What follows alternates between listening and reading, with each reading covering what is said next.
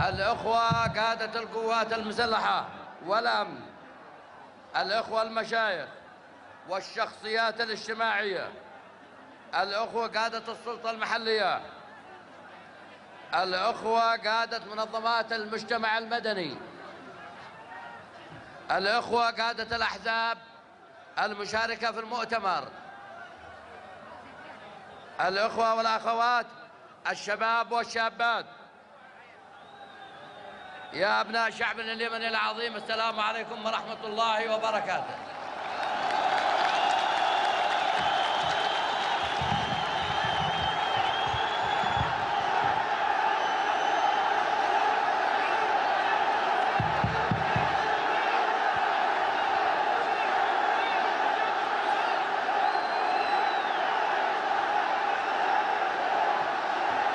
في البداية أعبر عن الشكر والتقدير لكافة جماهير شعبنا رجالا وشيوخا ونساء الذين خرجوا بالملايين إلى الشوارع، والذين عبروا بشتى الوسائل عن موقفهم ورآهم وقالوا نعم للأمن والاستقرار والشرعية الدستورية.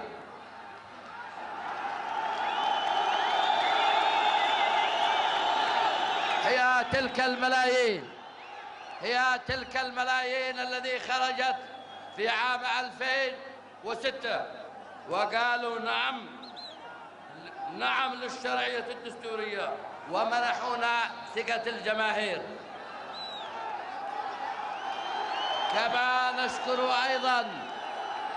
كما نشكر أيضا أولئك المواطنين الذين خرجوا واعتصموا بالطرق السلمية وقالوا لا للشرعية الدستورية، لأنهم عبروا بذلك عن رؤاهم في إطار حرية التعبير والنهج الديمقراطي التعددي الذي انتهجته بلادنا. ونوجه أجهزة الأمن الاستمراري في توفير الحماية الأمنية لكافة المتظاهرين والمعتصمين سلمياً، سواء كانوا مؤيدين للشرعية أو المعارضة.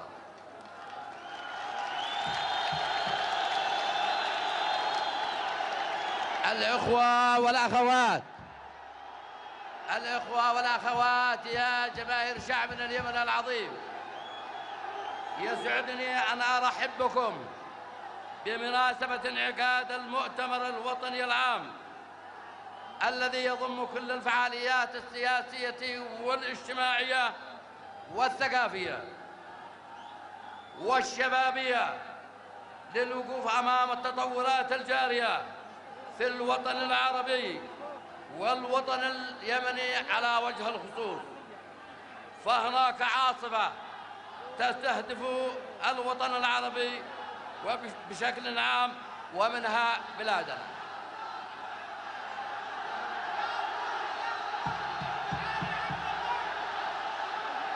أيها الأخوة والأخوات، إن هذا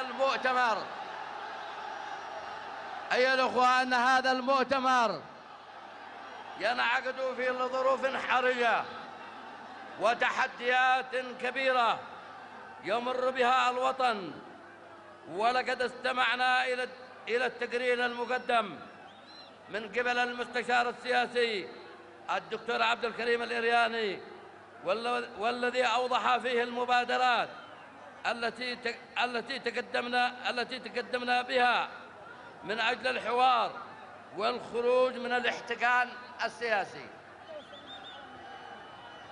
وانطلاقا من مسؤوليتي كرئيس لكل اليمنيين،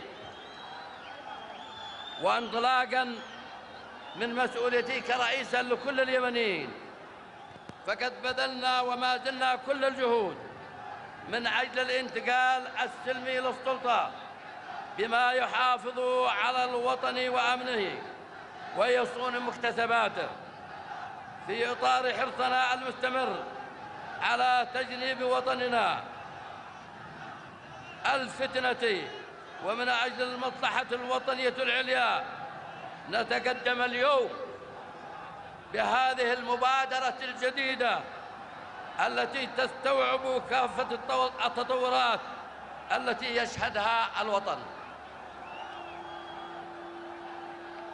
وهذه المبادرة الجديدة وأنا متأكد سلفاً، وهذه المبادرة الجديدة وأنا متأكد سلفاً أنها ستضاف إلى المبادرات السابقة ولن تلقى القبول من قبل أحزاب المعارضة، ولكن هذه لبراءة الذمة أمام شعبنا اليمني الذي هو مصدر السلطة ومالكها. هذه المبادرة أوجهها إلى الشعب اليمني العظيم مالك السلطة ومصدرها، وهو الفيصل في اتخاذ القرار. هذه المبادرة تقوم على التالي: تشكل لجنة من مجلسي النواب والشورى والفعاليات الوطنية لإعداد دستوراً جديداً يقوم بالفصل بين السلطات، وبحيث يستفتى عليه في نهاية هذا العام 2011.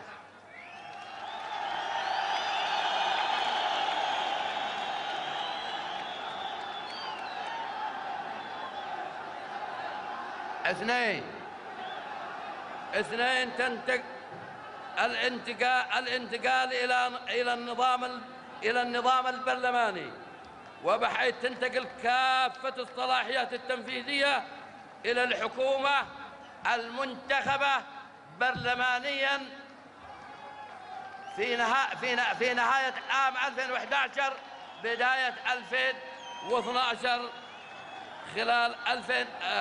في نهاية 2011 بداية 2012، وتنتقل كل الصلاحيات إلى الحكومة البرلمانية. ونضع الآلية هذه التالية: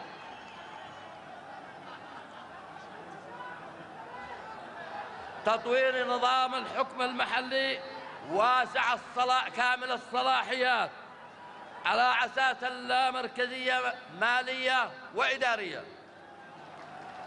إنشاء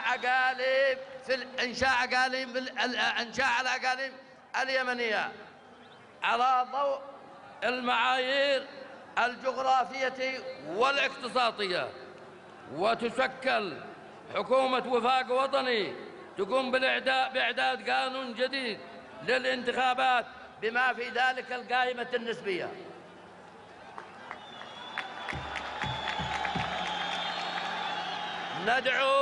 ندعو إلى التئام مجلس النواب من السلطة والمعارضة لإعداد قانون للانتخابات والاستفتاء وإقراره، وتشكيل اللجنة العليا للانتخابات والاستفتاء.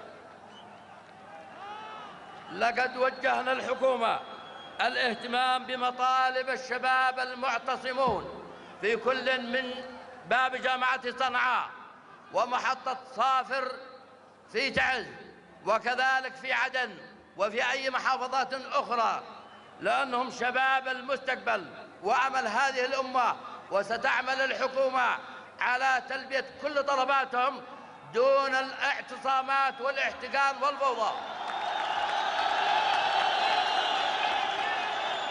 هؤلاء الشباب هم شباب الأمة، أملها ومستقبلها. شباب 22 من مايو و26 من سبتمبر و14 من أكتوبر. ندعو إلى تشكيل لجنة وطنية من هذا المؤتمر يمثل كل المحافظات، وذلك من العلماء والمشايخ ومنظمات المجتمع المدني ومجلسي الشورى والنواب لمتابعة قرارات وتوصيات هذا المؤتمر. في الختام وفق الله الجميع لما في صالح هذا الوطن، والسلام عليكم ورحمة الله وبركاته.